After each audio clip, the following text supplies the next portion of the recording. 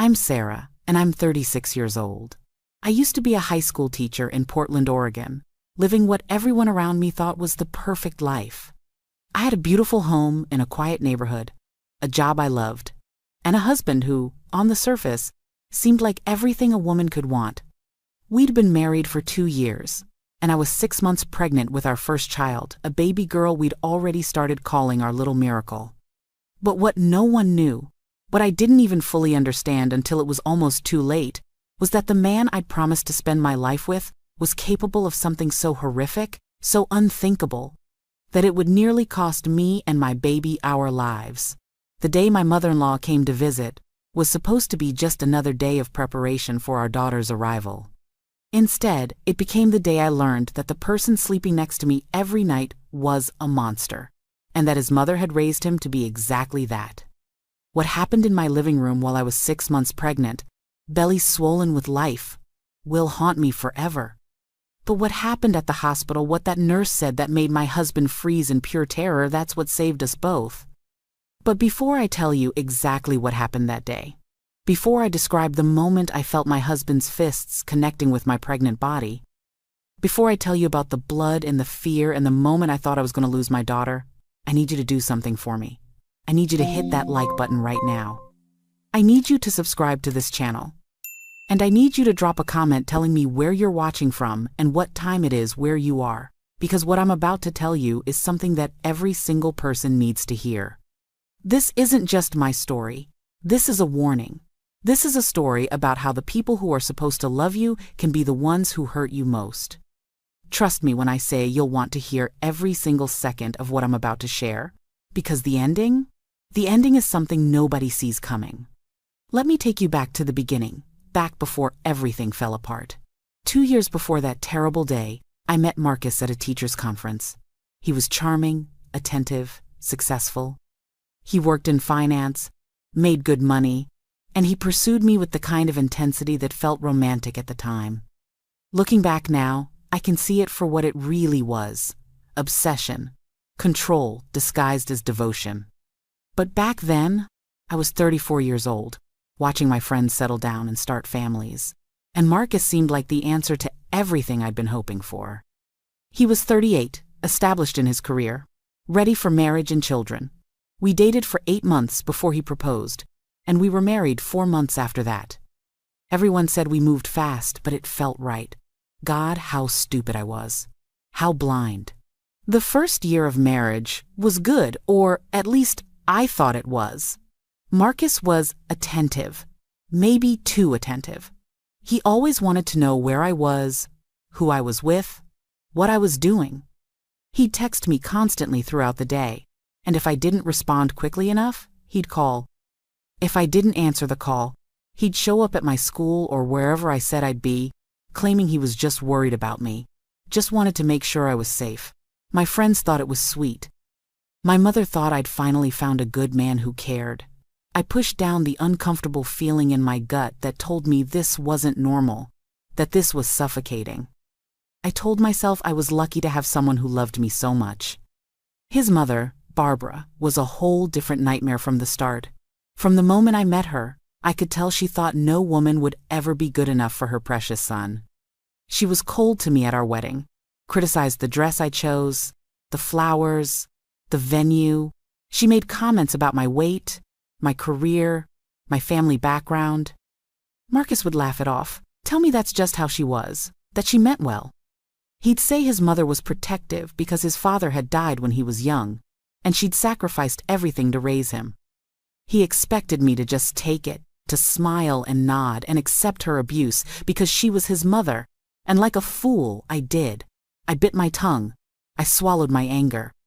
I tried to be the perfect daughter-in-law, thinking that eventually she'd warm up to me. She never did. When I got pregnant, everything shifted. I was so happy, so excited. We'd been trying for 6 months, and when I saw those 2 pink lines on the pregnancy test, I cried tears of pure joy. Marcus seemed happy too, at first. He told everyone we knew, posted about it on social media, talked about how he couldn't wait to be a father. But as my belly grew, as my body changed, I started to notice things. he became more critical. He'd make comments about how much weight I was gaining, how I needed to be careful not to let myself go. He'd police what I ate, questioning every meal, every snack. When I was tired, exhausted from growing a human being inside me, he'd accuse me of being lazy, of using the pregnancy as an excuse. The attention he used to shower on me turned into scrutiny, into control that felt like it was tightening around my neck like a noose. By the time I was 6 months pregnant, I was walking on eggshells in my own home. I was teaching full-time, coming home exhausted, and expected to keep the house perfect, to cook elaborate meals, to cater to Marcus's every need while my body was literally creating life, and I did it. I did it all because I was scared of what would happen if I didn't, even though I couldn't have articulated that fear at the time. I just knew that keeping him happy kept the peace, and peace was what I needed for my baby's sake. What I didn't know was that there was no amount of perfect that would ever be enough. The monster was always there, just waiting for the right moment to show itself. That moment came when Barbara announced she was coming to stay with us for a week to help prepare for the baby. I didn't want her there. Every instinct in my body screamed no, but Marcus insisted. He said his mother knew best, that she'd raised him alone and successfully, that I should be grateful for her help and expertise. So I agreed. I cleaned the house from top to bottom, prepared the guest room, bought all her favorite foods. I tried to make everything perfect, so maybe, just maybe, this visit would go smoothly. I should have known better. Barbara arrived on a Monday afternoon in late September. I'd taken a half-day off from school to be home when she got there, to welcome her properly. The moment she walked through the door, the criticism started. The house was too cold. The guest room wasn't arranged properly. The food I'd prepared for dinner wasn't what she wanted.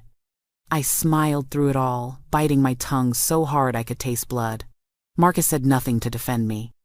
He just nodded along with his mother, agreeing with her complaints, apologizing to her for my shortcomings. I was 6 months pregnant, exhausted, and being treated like a servant in my own home, and my husband said nothing. The next 3 days were torture. Barbara reorganized my kitchen without asking, threw away spices and ingredients she deemed unnecessary, rearranged my pantry to her liking. She went through my closet and made comments about my maternity clothes, saying I looked frumpy, and that I needed to make more effort for Marcus's sake. She criticized how I decorated the nursery, said the colors were wrong, that the furniture was arranged incorrectly, that I clearly had no idea what I was doing. And every single time, Marcus agreed with her. Every single time, he took her side. I felt like I was losing my mind, like I was being erased in my own home. On Thursday afternoon, I came home from school to find Barbara in the nursery. She'd completely rearranged everything. The crib was in a different spot. The dresser had been moved.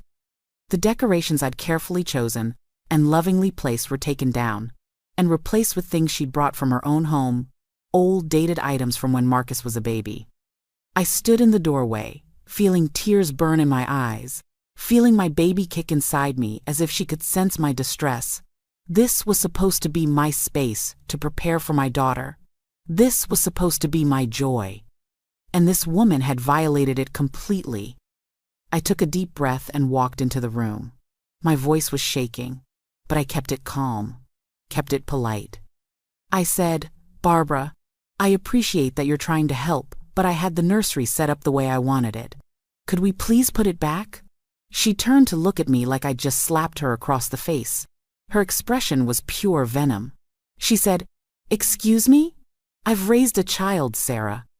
I know what I'm doing. This room was a disaster and I fixed it. You should be thanking me, not questioning me." I felt something inside me snap. Maybe it was the pregnancy hormones. Maybe it was 4 days of constant disrespect and criticism. Maybe it was 2 years of biting my tongue and swallowing my dignity. But I couldn't do it anymore. I couldn't let her take this from me too.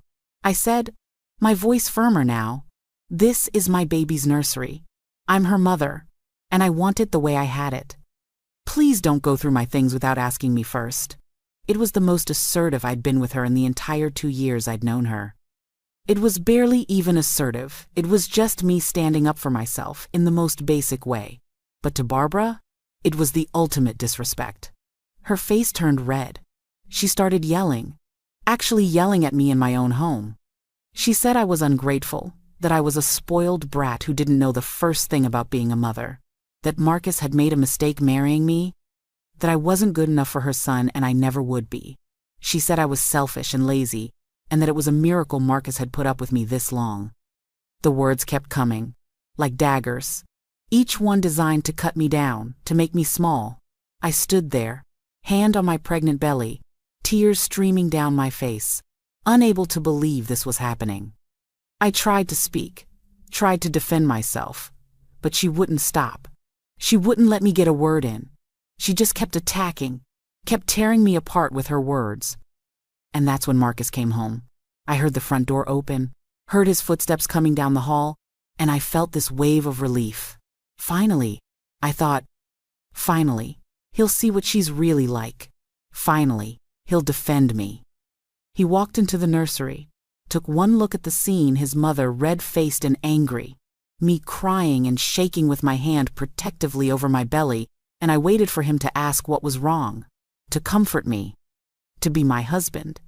Instead, his mother launched into her version of events. She told him I'd been disrespectful to her, that I'd yelled at her for trying to help, that I'd told her she didn't know what she was doing, that I'd been horrible to her all week. Every word was a lie or a twisted version of the truth. But Marcus didn't even look at me. He didn't ask for my side. He just believed her. Immediately. Completely. His face changed. I watched it happen. Watched the man I married disappear and something else take his place. His jaw clenched. His hands balled into fists. And he turned to me with a look of pure rage that made my blood run cold. He said, his voice low and dangerous, "How dare you? How dare you disrespect my mother after everything she's done for us?"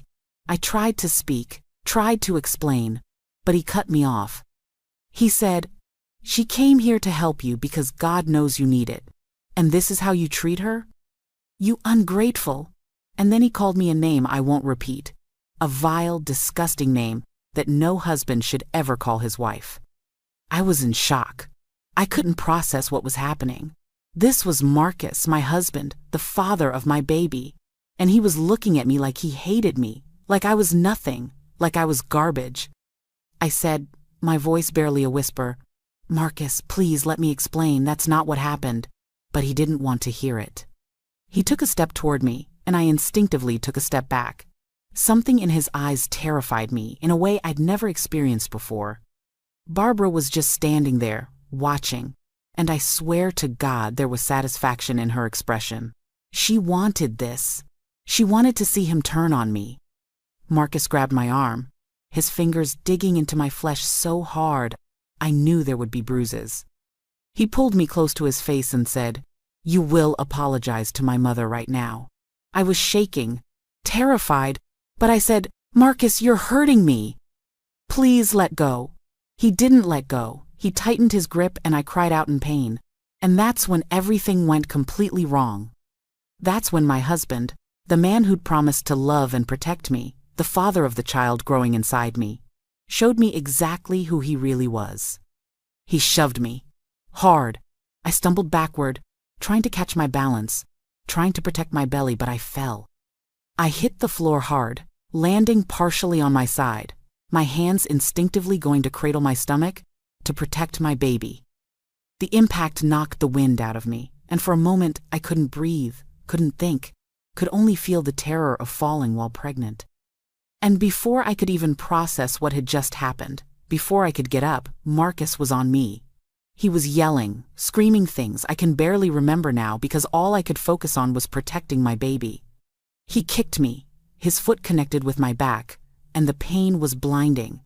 I curled into a ball, my arms wrapped around my belly, crying, begging him to stop, begging him to think about the baby. But he didn't stop. He kicked me again, and again, and then he was kneeling over me. And his fists, oh God, his fists, they were hitting me, my shoulders, my arms, my back. I was screaming, begging, pleading for him to stop, to please think about our daughter, but it was like he couldn't hear me, like he was someone else entirely. The pain was everywhere, radiating through my body, but worse than the physical pain was the terror, The absolute horror of knowing that my husband was beating me while I was pregnant with his child. I couldn't protect myself and protect my baby at the same time, and I was so scared, so terrified that he was going to hurt her, that his rage was going to kill our daughter. I don't know how long it lasted. It felt like forever and no time at all, but suddenly, he stopped. He stood up, breathing hard, and I heard Barbara's voice saying something about how I'd brought this on myself, how I needed to learn respect. I couldn't believe it. She'd just watched her son beat his pregnant wife, and she was justifying it. She was condoning it. I lay there on the nursery floor, the room I decorated with so much love for my baby, curled around my belly, sobbing and shaking and bleeding. Yes, bleeding. I felt the wetness between my legs, felt the warm blood soaking into my clothes, and the terror that ripped through me in that moment was unlike anything I'd ever experienced. My baby. Something was wrong with my baby. I screamed. I screamed that I was bleeding, that something was wrong, that we needed to call 911. Marcus's face changed again. The rage disappeared, replaced by fear, by panic. Suddenly, he was the concerned husband again, kneeling beside me, trying to touch me. I flinched away from him, disgusted by his touch, terrified of him. He was saying, it's okay, we'll get you help," like he wasn't the reason I needed help in the first place. Like he hadn't just beaten his pregnant wife unconscious. Barbara disappeared, and I heard her on the phone, but I couldn't make out what she was saying. Everything was pain and fear and blood. So much blood. My neighbor, Mrs. Chen, an elderly woman who lived next door, had heard the screaming. She'd heard me begging for my life, begging for my baby's life, and she'd called 911. I didn't know that at the time. All I knew was that suddenly there were sirens, and paramedics were in my house, in my nursery, and they were asking me questions I could barely answer because I was in so much pain. Because I was so terrified that my baby was dying inside me. They were professional, efficient, careful, but I could see the concern in their eyes when they saw the blood, when they took my vital signs, when they saw the marks already forming on my body. They loaded me onto a stretcher, and Marcus was right there, playing the part of the distraught husband. He was holding my hand, the hand attached to the arm he'd grabbed so viciously minutes before, and he was telling the paramedics that I'd fallen, that I'd tripped on something in the nursery and fallen hard. He was lying. Right there, with me bleeding and broken on a stretcher, he was lying to save himself. And I was too weak, too scared, too focused on whether my baby was alive to contradict him. I just needed to get to the hospital. I needed to know if my daughter was okay. Nothing else mattered in that moment. The ambulance ride was a blur of pain and fear. The paramedics were monitoring my baby's heartbeat, and I kept asking, "Is she okay? Can you hear her heartbeat? Please tell me she's okay." They were reassuring but non-committal, saying things like, "We're getting you to the hospital," and "They'll take good care of you both there." That's when I knew something was really wrong. They wouldn't give me a straight answer, which meant they were worried. I'd lost a lot of blood. I was having contractions at 6 months pregnant. I was having contractions, and that could only mean one thing. My body was trying to go into labor, trying to expel my baby who was far too premature to survive. The terror of that realization made me sob harder. I begged God, begged the universe, begged anyone who would listen to please let my baby be okay. I could survive anything, the pain, the betrayal, the horror of what Marcus had done, but I couldn't survive losing my daughter. I couldn't. We arrived at the ER, and everything moved quickly. They rushed me into an examination room, hooking me up to monitors, checking my vitals, checking the baby's heartbeat. A doctor came in, I don't even remember his name, and he was asking me questions about what happened, examining my injuries, and I kept deflecting, kept saying I fell, because Marcus was right there in the room, standing in the corner, watching me with these eyes that held both fear and a warning. I was afraid to tell the truth with him there. I was afraid of what he might do later, what might happen when we got home. Even after what he'd done, even bleeding and battered in a hospital bed, I was still afraid of my husband. The baby's heartbeat was there, faint, irregular, concerning, But there, she was alive. But I was still bleeding, still having contractions, and the doctor said they needed to stop the labor, that if they couldn't, my baby wouldn't survive. They needed to run tests, do an ultrasound, monitor me closely. They started IV medications to try to stop the contractions, gave me something for the pain, and then they said they needed to do a full examination of my injuries, that they needed to document everything from my medical records. That's when a nurse came in, a woman in her mid-40s with kind eyes and an air of absolute authority. Her name was Jennifer, and I will remember her for the rest of my life as the woman who saved both me and my daughter. She introduced herself and started the intake process, asking routine questions about my medical history, my pregnancy, and then about my injuries. She asked how I got hurt, and I repeated the lie Marcus had fed me, said I tripped and fell in the nursery. But Jennifer looked at me, really looked at me, and then she looked at my injuries. She was quiet for a moment, and I could see her brain working, see her putting pieces together. She asked if I could lift my shirt so she could document the injuries on my back and sides. I did, wincing in pain, and I heard her sharp intake of breath when she saw the bruises already forming, the pattern of them, the severity. She stepped back and looked at Marcus, who was still standing in the corner, trying to look concerned and worried. And then Jennifer did something that changed everything. Her voice was calm, professional, but there was steel in it when she spoke. She said, "Sir, I need you to know that by law, we photograph all injuries on pregnant patients who come through our ER, especially injuries consistent with trauma. These photographs are automatically sent to our hospital's domestic violence task force and the police department. There's nothing anyone can do to stop that process. It's already been triggered. It's hospital policy, completely automatic, and it's out of everyone's hands. The moment a pregnant patient comes in with injuries like this, the protocol activates. So those photos? They're already on their way to the authorities. Just so you're aware." The room went silent. I watched Marcus's face, and I will never forget what I saw. The color drained from his skin. His eyes went wide. His mouth opened slightly, and he just froze, completely froze, like someone had pressed pause on him. He understood what she'd just said. She told him, in the politest, most professional way possible, that he was caught, that there was evidence, that the authorities were already involved, that his abuse of me had been documented and reported, and there was nothing he could do to stop it. She'd backed him into a corner, and he knew it. For the first time since this nightmare began, I saw fear in his eyes instead of rage, and something in me shifted. Jennifer then turned to me and said, very calmly, "Mrs. Morrison, I need to ask you something important. The pattern of these injuries, the bruising on your arm that looks like finger marks, the bruising on your back and sides, the way they're distributed, they're not consistent with a simple fall. I've been a nurse for 20 years, and I've seen a lot of injuries from falls. These don't look like that. So I'm going to ask you one more time, and I need you to be honest with me, because your health and your baby's health depend on me understanding exactly what happened. How did you really get these injuries?" I looked at Marcus. He was staring at me, his face pale, his jaw clenched, and I could see him trying to signal me with his eyes, trying to will me to keep lying for him. But something had broken inside me when Jennifer spoke. She'd given me an out. She told me, without saying it directly, that I was safe, that he was caught, that I didn't have to protect him anymore.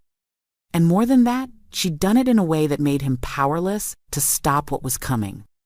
She was smart, so smart, and she'd used the system to trap him, to protect me, to give me the opening I needed to tell the truth. But I still couldn't speak, not with him in the room. I was too afraid. Jennifer saw my hesitation, saw me glance at Marcus, and she understood. She said, "You know what, I actually need to get some supplies from the other room, and sir, while I'm gone, I'm going to need you to step outside for just a moment. Hospital policy during examinations of pregnant patients, we need to maintain privacy and sterile protocol. There's a waiting room just down the hall. If you could head there now, I'll come get you when we're finished with the examination." It wasn't really hospital policy. She was lying, creating a reason to get him out of the room, And Marcus knew it. But what could he do? He couldn't refuse without looking suspicious, especially after what she'd said about the photographs and the police. He had no choice but to comply. He looked at me one more time, and I saw the threat in his eyes, the promise that this wasn't over, that there would be consequences for whatever I said once he was gone. But then he turned and walked out, and the moment the door closed behind him, I broke down completely.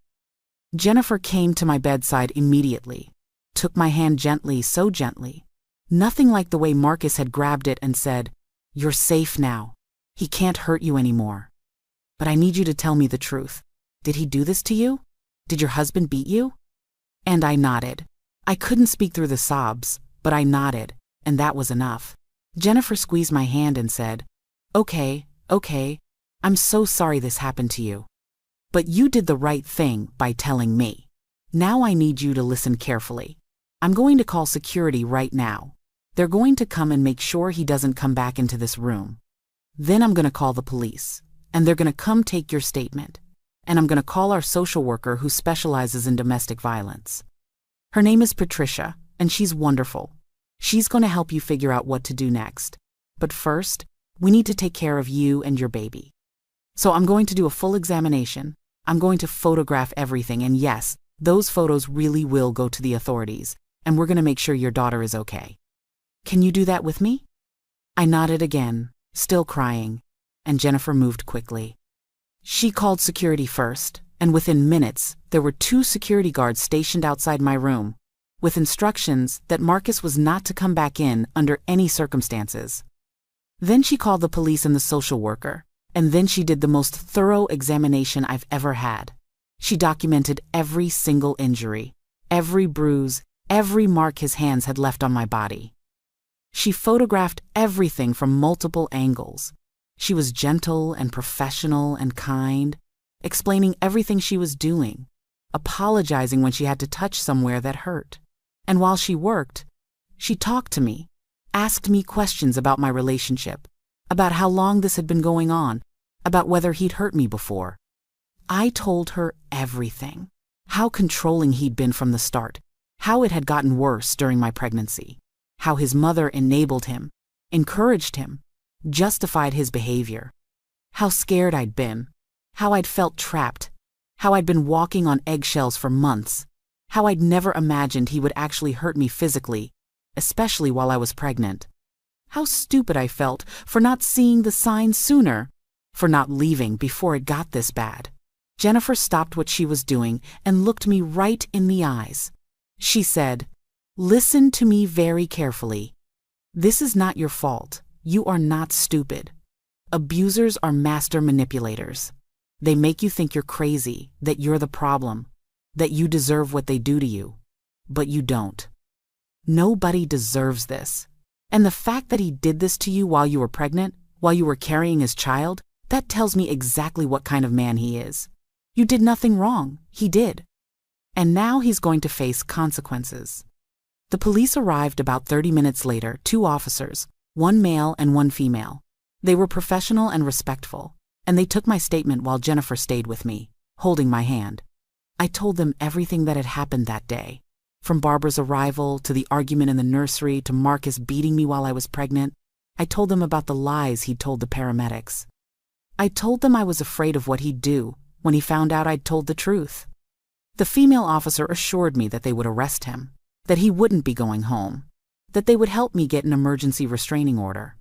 She said that in our state, domestic violence against a pregnant woman carried enhanced charges, that it was taken very seriously, and that with the evidence Jennifer had collected, and my statement and the 911 call from the neighbor, they had more than enough to charge him. Patricia, the social worker, arrived around the same time, and she sat with me and explained my options. She talked about restraining orders, about safe houses if I needed a place to go, about legal aid, about support groups for domestic violence survivors. She gave me pamphlets and phone numbers and resources. She told me that whatever I decided to do next, I didn't have to do it alone, that there were people and systems in place to help me. And for the first time in hours, in months maybe, I felt like I could breathe. I felt like maybe I could survive this. The doctors managed to stop my contractions. The bleeding slowed and then stopped. My daughter's heartbeat stabilized, grew stronger. They did an ultrasound, and she looked okay. No signs of placental abruption, no signs of distress. It was a miracle. After everything that had happened, after the trauma my body had endured, my daughter was still fighting, still holding on. The doctor said I'd need to stay in the hospital for at least 48 hours for monitoring, that I'd need to be on bed rest for the remainder of my pregnancy, that this was a high-risk situation now, and they'd need to watch me closely. But she was alive. My baby girl was alive, and that was all that mattered. The police went to talk to Marcus in the waiting room. I don't know exactly what was said, but I know they arrested him there at the hospital. They took him away in handcuffs, charged him with felony domestic violence, assault on a pregnant woman, and several other charges I can't remember now. They also took a statement from Barbara, who apparently tried to leave when she saw the police coming but was stopped. And here's the thing, Barbara. In her arrogance, in her absolute conviction that her son had done nothing wrong, actually corroborated my story. She admitted he'd hit me. She justified it, said I'd deserved it for disrespecting her, but she admitted it happened. She handed them a confession without even realizing it. The police told me later that her statement actually strengthened their case because it confirmed the assault happened and showed a pattern of abuse being normalized and enabled in that family. I called my parents from the hospital, and they drove the 3 hours from Salem immediately. When they arrived and saw me bruised, battered, hooked up to machines monitoring my baby, my mother broke down crying. My father looked like he wanted to kill someone. They couldn't believe it. They'd liked Marcus, thought he was a good man, thought I was happy. They'd had no idea what was going on behind closed doors, because I'd hidden it so well, made excuses, covered for him. My mother held me while I cried and told them everything. My father kept saying he wished he'd known. He would have gotten me out of there. He would have protected me. But I told them it wasn't their fault. It was Marcus's fault. Only Marcus's fault.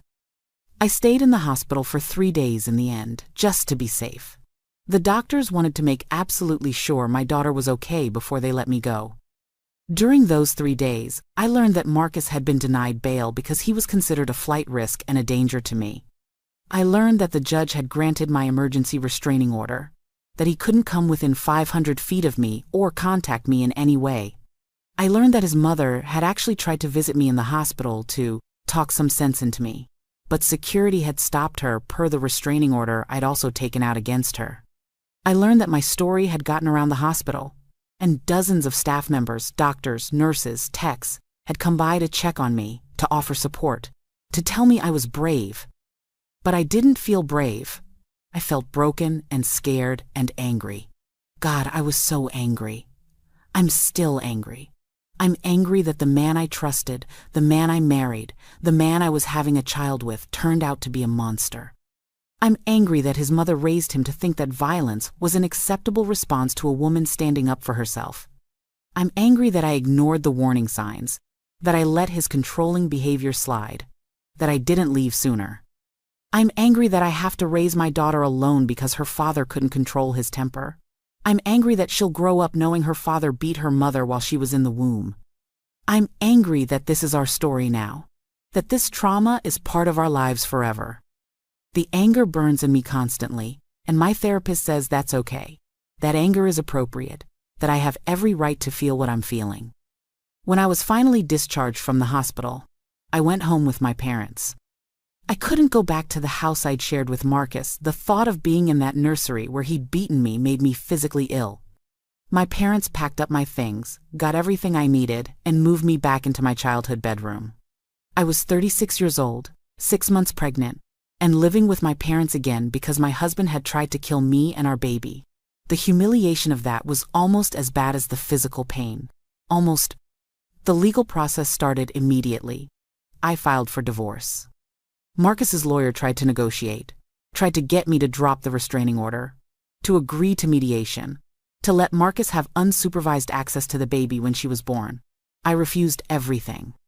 My lawyer, a fierce woman named Rebecca, who specialized in domestic violence cases and worked with me pro bono through a legal aid program, made it very clear that Marcus was lucky I wasn't pushing for termination of parental rights. She argued that he'd forfeited any right to be a father when he'd beaten me while I was pregnant with his child, when he'd endangered our daughter's life with his violence. The prosecutor on his criminal case was equally aggressive, refusing to offer any plea deals, insisting this go to trial. But Marcus pled guilty. His lawyer advised him that with the evidence, the photographs, my statement, the neighbor's 911 call, his own mother's statement, he would lose at trial and face maximum sentencing. So he pled guilty to felony domestic violence and assault on a pregnant woman in exchange for a slightly reduced sentence. He got 3 years in prison, 5 years probation after that, mandatory anger management classes, and supervised visitation only if I agreed to allow it once he was released. The judge also upheld the restraining order indefinitely. Marcus would never be allowed to come near me again without legal supervision. It wasn't enough. 3 years wasn't enough for what he'd done, for the trauma he'd caused, for the life he'd destroyed. But it was something. It was justice, however imperfect. I spent the last 3 months of my pregnancy on bed rest at my parents' house. It was difficult, being immobile, being dependent, having so much time to think about everything that had happened. I went to therapy twice a week, processing the trauma, working through the fear and anger and grief. Yes, grief, because even though Marcus had hurt me, I still had to grieve the life I'd thought I was going to have, the marriage I'd thought I had, the family I'd imagined for my daughter. That man didn't exist, had never existed, but I still had to mourn the loss of the illusion. My therapist helped me understand that leaving an abusive relationship, even when you know it's the right thing to do, still involves loss and grief, and that those feelings were valid. My daughter was born 2 weeks before her due date, in late December. It was a scheduled C-section because my doctor was concerned about the stress of labor given everything my body had been through. They wanted to control as many variables as possible to ensure both of us made it through safely. I was terrified going into that operating room, terrified that something would go wrong at the last minute, that after surviving everything we'd been through, I'd somehow lose her. But I didn't. She came into this world screaming, healthy and perfect, weighing 6 pounds and 8 ounces. They placed her on my chest, and I looked down at her tiny face, her perfect little fingers, and I sobbed. I sobbed with relief and joy and overwhelming love, but also with rage. Rage that her father had tried to kill her before she was even born. Rage that he'd never hold her like this, never know her, never be the father she deserved. But also gratitude that she was alive, that we'd both survived, that we had a chance at a life together. I named her Emma Grace. Grace because that's what had saved us, the grace of a neighbor who called 911, the grace of a nurse who knew exactly what to say to trap my abuser, the grace of strangers who rallied around us when we needed help most. Emma because I'd always loved that name, and I wasn't about to let Marcus take that choice away from me too. He'd taken so much, but he wasn't taking this. She was mine, my daughter, my miracle, and I was going to give her the best life I possibly could, even if I had to do it alone. The first few months with Emma were the hardest of my life. I was recovering from major surgery, dealing with postpartum hormones, caring for a newborn, and processing severe trauma all at the same time. I had nightmares, constantly nightmares, where Marcus found us, where he hurt Emma the way he'd hurt me, where I couldn't protect her. I'd wake up in a panic, rush to her crib to make sure she was breathing, and then sit there in the dark, watching her sleep, unable to go back to bed myself. My parents were incredible, helping with everything, but I struggled. I struggled with depression, with anxiety, with PTSD that made loud noises or sudden movements send me into a panic. I struggled with the physical reminders of what had happened, the scars on my arm where his fingers had dug in, the way my back still ached where he'd kicked me. The C-section scar that was a permanent reminder that Emma's birth was complicated by trauma. But I kept going. I kept going because I had to, because Emma needed me, because giving up wasn't an option. I continued therapy, added a support group for domestic violence survivors, and slowly, painfully, started to heal. The support group was eye-opening. Hearing other women's stories, realizing I wasn't alone, Understanding that abuse follows patterns and that what happened to me had happened to countless others, it helped.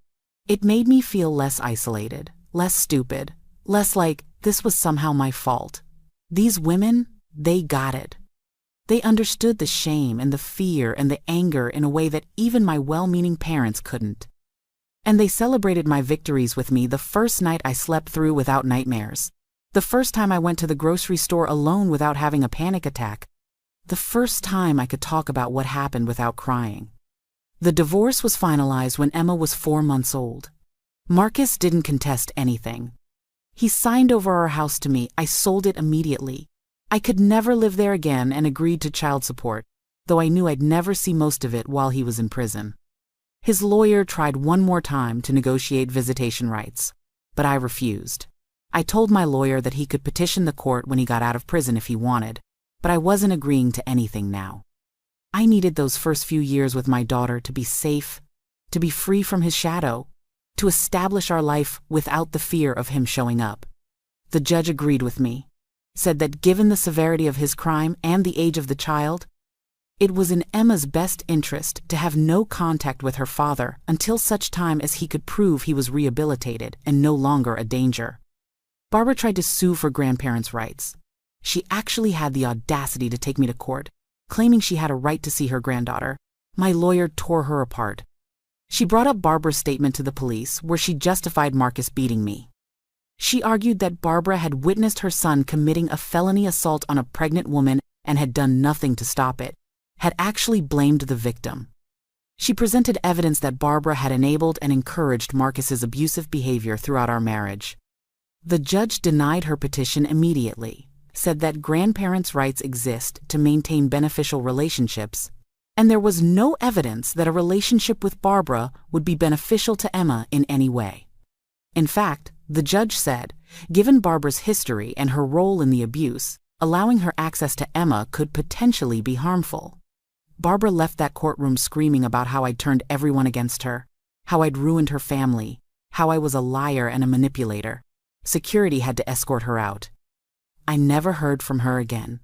When Emma was 7 months old, I went back to work. I'd used all my leave, all my sick days, and I needed the income and the health insurance. My parents helped with childcare, and I was fortunate that my school was understanding and supportive. My principal knew what had happened. It had been in the news, after all, local teacher's husband arrested for beating her while pregnant, and she made accommodations for me.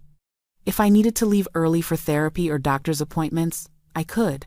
If I had a bad day and needed support, there were counselors I could talk to. My students never knew the details, but they knew something had happened, and they were kind in the way that teenagers can be when they actually care. Teaching gave me purpose again, gave me something to focus on besides trauma and fear. It reminded me that I was more than what had happened to me, that I had value and skills and something to contribute to the world. Emma's first birthday was bittersweet. I threw her a small party with my parents, a few close friends, and some of the support group members who'd become like family to me. We celebrated this beautiful, healthy, happy little girl who was hitting all her milestones, who laughed and played and brought so much light into my life. But I couldn't help thinking about everything that had led to this moment, about how close we'd come to never having this day at all. I thought about Marcus, sitting in a prison cell, missing his daughter's first birthday because of his own choices, his own violence. I thought about the life we could have had if he'd been a different person, if he'd been the man I thought I was marrying, and then I pushed those thoughts away because they didn't matter. This was our life now, mine and Emma's, and it was a good life, a safe life, and that was what mattered. Around that time, Jennifer, the nurse who'd saved us, reached out to me. She'd gotten my contact information through the hospital's social work department with my permission, and she asked if she'd like to meet for coffee. I said yes, and when we met, she told me that what had happened with me had affected her deeply, that she'd been thinking about us, wondering how we were doing. I showed her pictures of Emma, told her about our life, and I thanked her. I thanked her for being smart enough and brave enough to do what she'd done that day, for knowing exactly what to say to trap Marcus, for giving me the opening I needed to tell the truth. She got emotional, said that in 20 years of nursing, She'd seen too many women and babies lost to domestic violence, that she'd learned to spot the signs and to act fast. She said she'd suspected what had really happened the moment she saw my injuries, and she'd known I wouldn't tell the truth with him in the room. So she'd had to find a way to get him out and protect me at the same time. I asked her about what she'd said, about the photographs being automatically sent to the police, and she smiled. She said, "We do photograph injuries on pregnant patients, and we do report suspected abuse to the authorities, but it's not automatic, and it's not immediate the way I made it sound." I exaggerated to scare him, to make him think he was already caught so he wouldn't try to intimidate you or stop you from talking. I needed him to believe there was no point in trying to control the narrative anymore because the evidence was already in police hands. It was a gamble, but it worked. I just stared at her, amazed at her quick thinking, at her courage, at her willingness to bend the truth to protect me. She'd outsmarted my abuser, backed him into a corner, and saved my life with her words. We stayed in touch after that, met for coffee every few months. She became a friend, one of the few people who truly understood what that day had been like, who'd been there in the moment when everything changed. The second year after Emma was born was better. The nightmares became less frequent. The panic attacks became more manageable. I learned my triggers and developed coping mechanisms. I got stronger, physically and emotionally. Emma grew into a funny, sweet, energetic toddler who loved books and music and making people laugh. She had my eyes and, unfortunately, her father's dark hair, but every time I looked at her, I saw only her, not him, not the trauma, just her own perfect self. I started to believe that maybe we really would be okay, that maybe we could have a normal life despite everything. Marcus was released from prison when Emma was 2.5 years old. I got a notification from victim services, and the fear came flooding back. I knew he couldn't come near us because of the restraining order, but just knowing he was out in the world again, free to move around, potentially looking for us, it terrified me. I took extra precautions. I changed our daily routines, made sure my parents and my school knew to be vigilant, kept my doors locked and my alarm system on at all times. I looked over my shoulder constantly, jumped at every unexpected sound. The anxiety I'd worked so hard to overcome came roaring back, and I had to increase my therapy sessions again to deal with it. But he never came. 6 months passed, then a year, and there was no sign of him. Victim services told me he'd moved to a different state, was working and attending his mandated programs, was complying with all the terms of his probation. His probation officer confirmed that he'd made no attempts to contact me or find out where we lived. And slowly, very slowly, I started to relax again. Maybe he'd realized the magnitude of what he'd done. Maybe he'd changed, grown, understood that he'd destroyed his family with his violence. Or maybe he just didn't care enough to try to be in Emma's life. Either way, the result was the same. We were safe, we were free, and we could live our lives without fear of him showing up. Now, 2 years later, Emma is 4.5 years old. She's in preschool, thriving, making friends, learning and growing. She's never met her father, doesn't know who he is, doesn't ask about him yet. When she's older and the questions come, I'll tell her the truth, in age-appropriate ways. I'll tell her that her daddy made very bad choices that hurt mommy when mommy was pregnant with her, and that he had to go away because of those choices. I'll tell her that it's not her fault, that she is loved and wanted and perfect exactly as she is. I'll tell her that some people have daddies and some people don't, and that's okay, that families come in all different shapes and sizes. And when she's much older, when she can understand, I'll tell her the full truth. I'll tell her that her father beat me while I was pregnant with her, that he nearly killed us both, and that a brave nurse saved us by being smart and quick thinking. I'll tell her because I want her to know that abuse is never okay, that no one has the right to hurt you, that there are people who will help if you're in danger. As for me, I'm doing better than I ever thought I would be.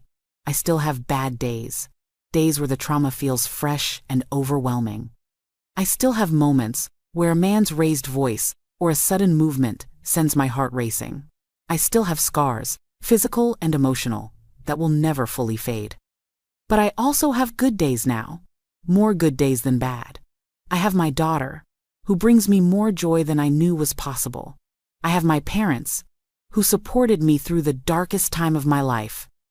I have my friends, my support group, my therapist, my students, my purpose.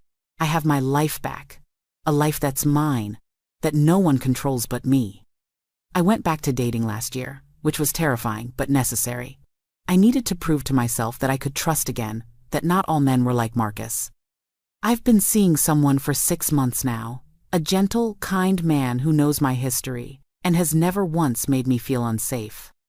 It's slow and careful, and I'm taking my time, but it gives me hope that maybe someday I can have a healthy relationship, that maybe I can show Emma what love is supposed to look like. She deserves to know that relationships don't have to involve fear and pain and violence. I also started speaking publicly about domestic violence. It started small, sharing my story at a fundraiser for a local women's shelter, but it's grown from there. I've spoken at schools, at community centers, at conferences for healthcare workers. I tell my story not because I want pity or attention, but because I want people to understand how common this is, how it can happen to anyone, how important it is to watch for the signs and to help when you can. I talk about the warning signs. I missed the controlling behavior, the isolation, the way Marcus made everything about him and his needs. I talk about how abuse often escalates during pregnancy, how vulnerable women are when they're pregnant, and how critical it is that healthcare workers are trained to spot and respond to abuse. And I always talk about Jennifer and what she did that day, because her quick thinking and bravery saved our lives. And more healthcare workers need to know that they have that power, that a few well-chosen words can change everything. The advocacy work has given me purpose beyond just surviving. It's turned my trauma into something meaningful, something that can help others. Every time I speak, women come up to me afterward and share their own stories, or tell me they've been worried about a friend or family member, and now they know what to do, or thank me for giving them the courage to leave their own abusive relationships. Those conversations, they make everything worth it. They make me feel like what happened to me and Emma wasn't just random violence, wasn't just meaningless suffering. It's part of a larger story about survival and resilience, and the power of speaking truth. But here's what I want you to understand. What I need everyone watching this to understand. What happened to me can happen to anyone. I was educated, employed, financially independent, surrounded by family and friends, and I still ended up on the floor of my nursery being beaten by my husband while 6 months pregnant. Abuse doesn't discriminate. It doesn't only happen to certain types of women or in certain types of relationships. It happens behind closed doors, in nice houses, in good neighborhoods to women who look like they have it all together. And that's why we have to talk about it. We have to share these stories, uncomfortable as they are, because silence protects abusers. Silence allows them to operate, to hurt, to destroy lives while everyone around them pretends not to see. If you're watching this and you're in an abusive relationship, I need you to hear me. It's not your fault. You didn't cause this. You can't fix him. You can't love him enough or be perfect enough or compliant enough to make him stop. Abusers abuse because of who they are, not because of what you did or didn't do. And you deserve better. You deserve to be safe, to be respected, to be loved without fear. Your children deserve to grow up in a home without violence. I know leaving feels impossible. I know you're scared of what he'll do, of how you'll survive, of being alone. But I'm here to tell you that whatever you're scared of, it's not as bad as staying. It's not as bad as ending up in the ER bleeding and wondering if your baby is going to survive. It's not as bad as living the rest of your life, looking over your shoulder, walking on eggshells, teaching your children that this is what love looks like. There are people who will help you. There are shelters, hotlines, legal advocates, social workers, counselors, support groups, an entire infrastructure of people dedicated to helping domestic violence survivors escape and rebuild their lives. You don't have to do it alone. You don't have to have it all figured out before you leave.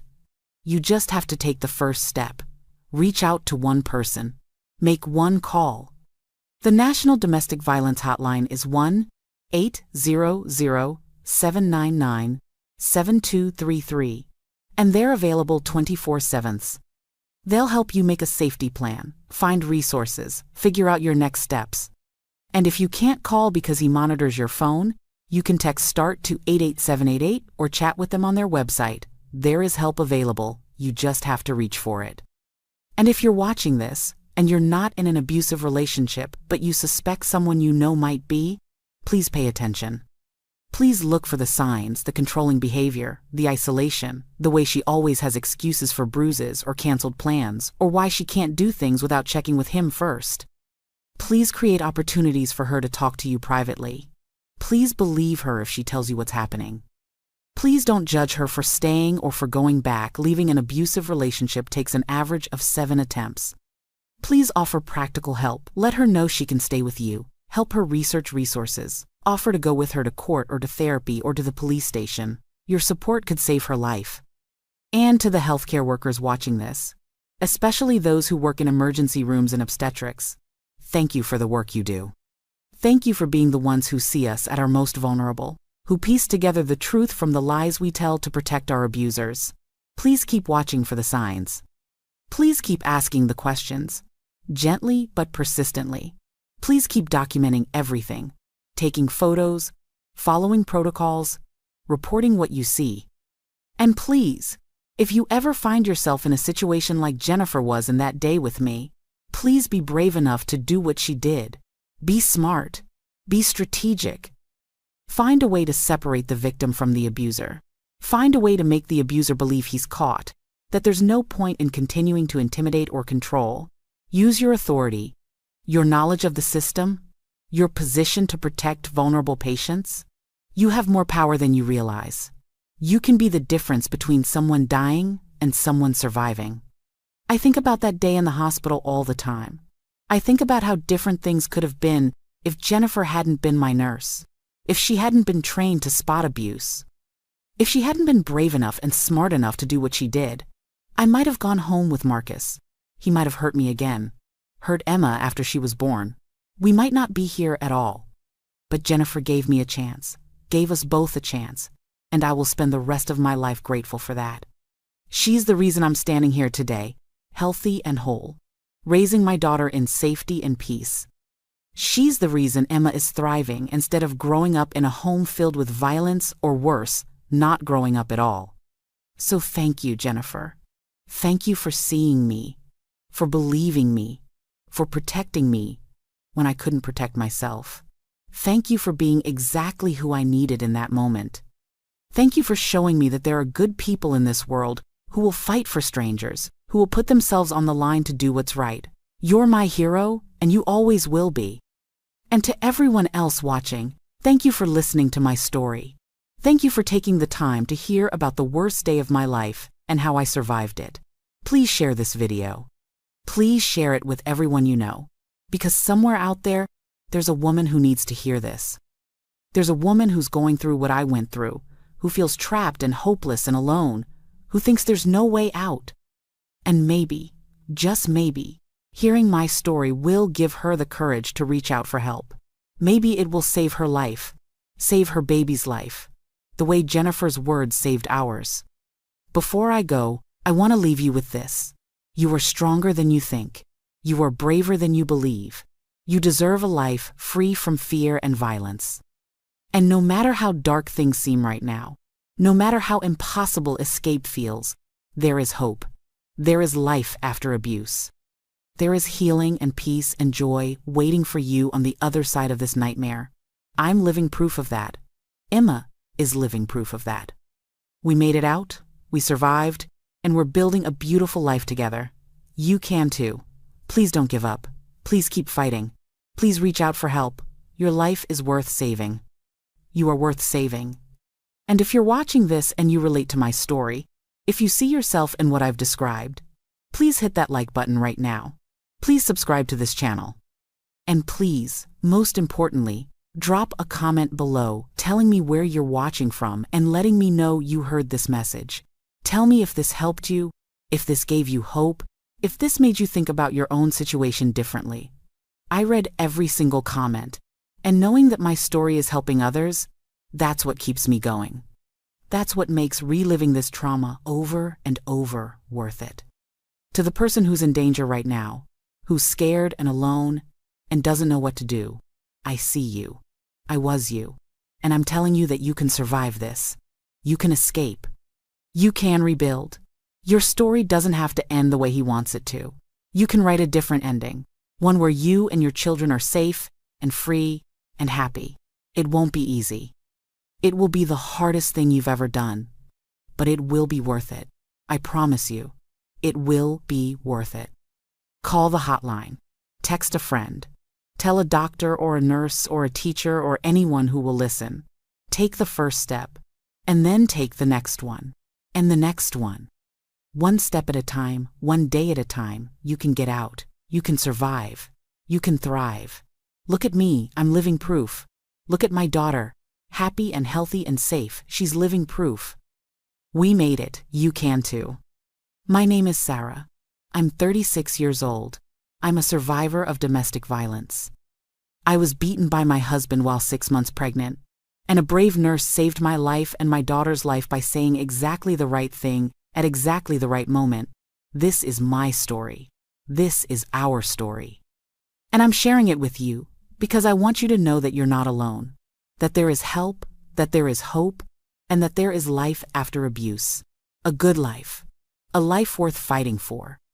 Thank you for watching. Thank you for listening. And please, if you take nothing else from this video, take this. Abuse is never your fault. You deserve to be safe. And there are people who will help you if you just reach out. Don't suffer in silence. Don't protect your abuser at the cost of your own life and safety. Speak up. Reach out. Survive. And then, when you're ready, thrive. Please like this video, subscribe to the channel, and leave me a comment below. Share your story if you feel safe doing so, or just let me know you were here, that you heard this message. Every comment, every like, every share, it all helps spread awareness about domestic violence and potentially saves lives. So please, take a moment and engage with this content. Help me help others the way Jennifer helped me.